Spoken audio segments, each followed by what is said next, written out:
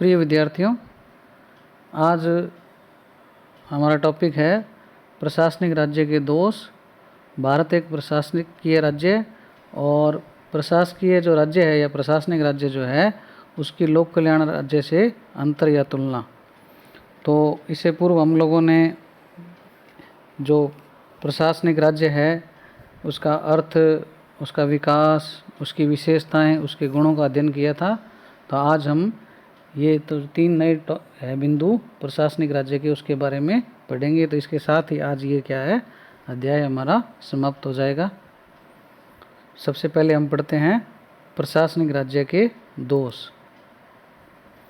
प्रशासनिक राज्य के जो दोष हैं उनको हम क्या है, निम्नलिखित बिंदुओं के माध्यम से जान सकते हैं। पहला जो बिंदु है वो है असंतुलित विकास।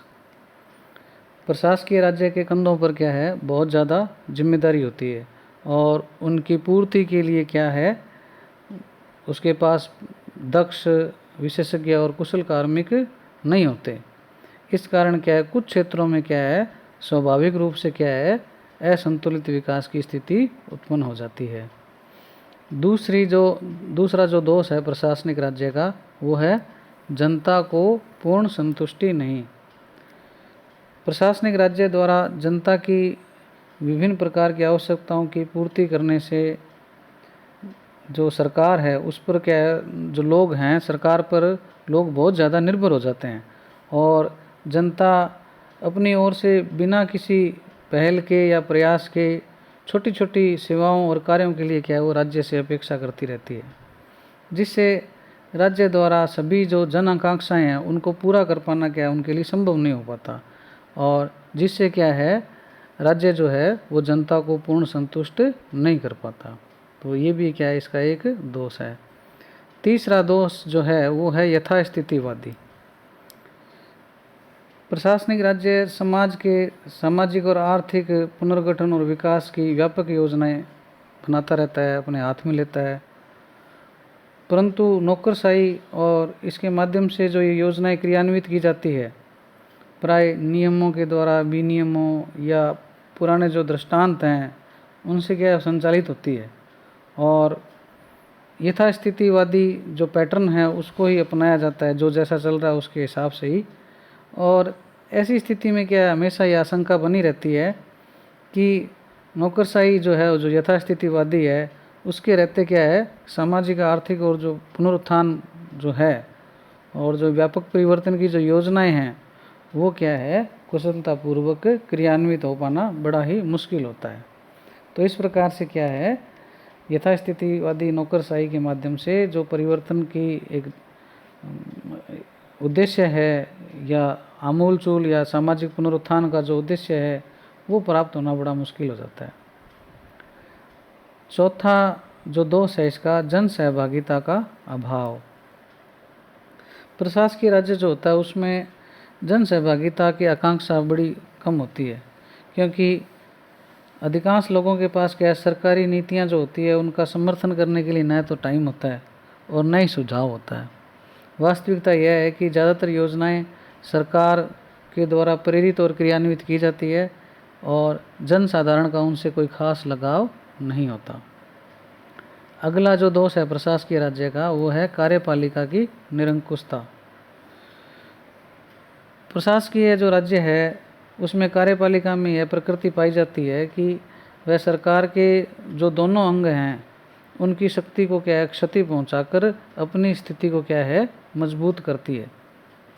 प्रदत्त विधायन जो है, डेलीगेटेड लेजिस्लेशन जो है, उसके द्वारा कार्यपालिका व्यापक विधायी शक्तियों का उपयोग करती है और न्यायपालिका की शक्तियों पर सीमाएं लगाती है और प्रशासनिक न्यायाधिकरणों की स्थापना जो है उसके माध्यम से क्या कार्यपालिका के पास क्या है, न्यायिक शक्तियाँ आ जाती है। इस प्रकार से कार्यपालिका निरंकुश होने का प्रयास करती है। अगला जो दोष है वो है प्रशासन व जनता के बीच खाई। प्रशासन का व्यवसायीकरण हो जाता है, उसकी वजह से क्या है, सरकारी अधिकारियों में एक हठधर्मिता की प्रवृत्ति बढ़ जाती है, जिससे प्रशासन व जनता के बीच में क्या है, खाई पनप जाती है। अनेक बार ऐसे लगता है कि जैसे प्रजातंत्रीय मूल्यों की क्या है, अवहेलना हो रही है। अगला दोष है लाल फीताशाही। लाल फीताशाही क्या है कि कोई भी कार्य है वो क्या फाइलों में अटका रहता है और आगे बढ़ नहीं पाता, और जो निर्णय हैं वो क्या है समय पर लिए नहीं जाते, और फिर क्या है काम क्या है बहुत ही धीमे हो जाता है, और इससे जो वास्तव में जिस समय पर जो होना चाहिए वो चीज़ हो नहीं पाती। अंतिम जो दोष है वो है जनप्रतिनिधियों की नगण्य भूमिका। सैद्धांतिक रूप से जो उच्च स्तरीय नीतियों का निर्धारण तो जनप्रतिनिधियों के द्वारा किया जाता है, परंतु वास्तव में क्या है इन निर्णयों में जनप्रतिनिधियों की भूमिका बहुत ही नगण्य होती है, क्योंकि ये नीतियाँ क्या है उच्च स्तरीय जो अधिकारी हैं उनके द्वारा ही बनाई जाती है, जिन पर मंत्री क्या करते हैं अपनी औपचारिक सहमति दे देते हैं। विधानमंडल जो है वो मंत्रियों के नेतृत्व में कार्य करता है, और वो भी क्या है अपनी औपचारिक स्वीकृति की मोहर लगा देता है। इस प्रकार क्या है नीति निर्माण और उसका क्रियान्वयन है वो वास्तव में क्या है प्रशासन का ही जिम्मेदारी के अंतर्गत होता है। तो इस प्रकार से क्या है ये इसके प्रशासनिक राज्य के दोष हैं। इसके बाद में भारत जो है एक प्रशासकीय राज्य है, इसके बारे में हम देखते हैं। ये जिज्ञासा स्वाभाविक है कि क्या भारत एक प्रशासकीय राज्य है। इसका उत्तर हम यही कहेंगे कि हाँ भारत एक प्रशासकीय राज्य है, क्योंकि भारतवर्ष में क्या है प्रशासकीय राज्य के सारे लक्षण पाए जाते हैं। आज़ादी के बाद में हमारी सरकार के कार्यों में क्या है अभूतपूर्व वृद्धि हुई, और भारत के प्रशासकीय राज्य का ये क्या एक सबसे बड़ा लक्षण है, क्योंकि कार्यों में बहुत ज़्यादा हमने व्यापकता लाई, और आज भारत की सरकार लोक कल्याणकारी जो दर्शन है उससे क्या प्रेरित है, और नागरिकों के अधिकतम हित के लिए क्या है अधिकतम सेवाओं का क्या है वो संचालन कर रही है। तो जो ये लोक कल्याणकारी दर्शन की जो भावना है ये भी क्या है इसका एक आधार बनता है कि भारत एक प्रशासकीय राज्य है। हमारे देश में अन्य देशों के समान ही कार्यपालिका का महत्व व्यवस्थापिका और न्यायपालिका की तुलना में ज़्यादा दिखाई देता है। वास्तव में कार्यपालिका ही है जो देश के शासन की नीतियों का निर्माण करती है और उनका क्रियान्वयन करती है, और ऐसा करते हुए वो क्या है जन साधारण के प्रति अपने उत्तरदायित्वों का निर्वहन करती है। तो इस प्रकार से क्या कार्यपालिका का बहुत ज़्यादा महत्व होने से क्या है भारत एक प्रशासकीय राज्य स्वतः ही बन जाता है। कार्यपालिका के इस बढ़ते हुए महत्व का स्वाभाविक परिणाम क्या होता है कि नौकरशाही पर उसकी निर्भरता और प्रशासकीय शक्तियों का उसके हाथों में केंद्रीकरण हो जाता है। नीतियों के क्रियान्वयन का जो विषय हो या कानूनों के क्रियान्वयन का मामला हो या कानूनों की व्याख्या या प्रशासनिक न्याय का मामला हो, जो भी हो उसमें क्या नौकरशाही की भूमिका क्या है बहुत महत्वपूर्ण हो जाती है। भारत एक ऐसा प्रशासकीय राज्य है जहाँ क्या है विधि का शासन है, और प्रशासन क्या है संविधान की भावना के अनुरूप प्रत्येक नागरिक के साथ क्या है समान व्यवहार करता है। विज्ञान और प्रौद्योगिकी के कारण क्या हो रहा है कि प्रशासन में विशेषीकरण बढ़ रहा है, जिसका परिणाम यह हो रहा है कि व्यवस्थापिका जो है व्यवस्थापन के जो कानून के मूल उत्तरदायित्व को एक बहुत बड़ी सीमा तक क्या कर रही है कार्यपालिका को हस्तांतरित कर रही है, क्योंकि विशेषीकरण होने की वजह से क्या है जो विधायक हैं या जनप्रतिनिधि हैं उनके पास इसी विशेषज्ञता नहीं होती, तो वो एक मोटे तौर पर क्या ढांचा बना के कानून का कार्यपालिका को सौंप देती है। तो इस प्रकार से क्या नौकरशाही पर क्या बहुत ज़्यादा निर्भरता बढ़ रही है, और विशेषीकरण क्या है इस मामले में प्रदत्त विधायन को बढ़ा रहा है। तो ये जो बिंदु है ये क्या है प्रशासकीय राज्य के रूप में भारत को साबित करते हैं। ऐसा नहीं है कि भारत में ये प्रशासकीय राज्य के जो गुण हैं इसमें कोई दोष भी ना हो, ऐसा दोष भी हैं कुछ। जैसे राज्य ने जिस भावना से सेवाओं का संचालन की जिम्मेदारी ली थी आज़ादी के समय से, और उसकी तुलना में जो दक्ष, प्रशिक्षित, कुशल और निष्ठावान कर्मचारी और साधन जो थे, उनकी क्या कमी जो है वो कदम कदम पर अनुभव होती है। अभी नीति आयोग है, इससे पहले हमारे पास योजना आयोग था। उसमें क्या है, योजना आयोग के द्वारा पंचवर्षीय योजनाएं बनाई जाती थी और उनके जो लक्ष्य होते थे वो क्या है, समय पर पूरे नहीं हो पाते थे। नौकरशाही की लाल फीताशाही और उनकी नियमबद्धता की वजह से नागरिकों के मध्य जो संवेदनशीलता है उनसे क्या है, कोई उनका लेना देना नहीं था। कार्यपालिका जो थी वो सरकार के अन्य अंगों की जो शक्ति है उसमें क्या है, क्षति पहुंचाकर अपनी स्थिति को मजबूत करने का प्रयास करती रहती है। ऐसी स्थिति में भारत में अनेक अवसरों पर यह महसूस भी हुआ है कि कार्यपालिका अपनी क्या है, शक्ति का विस्तार कर रही है। वैसे देश का प्रजातांत्रिक शासन जो है वो प्रजातांत्रिक मूल्यों और प्रशासन का सजग होना चाहिए, परंतु नीति निर्माण से लेकर क्रियान्वयन में जो ब्यूरोक्रेसी है उसकी बड़ी महत्वपूर्ण भूमिका है। और कभी कभी ऐसा लगता है कि जनप्रतिनिधियों का नहीं अपितु अधिकारियों का शासन है। सारांश रूप से हम यही कह सकते हैं कि भारत जो है उसमें प्रशासनिक राज्य के सभी लक्षण, गुण और सीमाएं पाई जाती है और भारत एक प्रशासकीय राज्य है।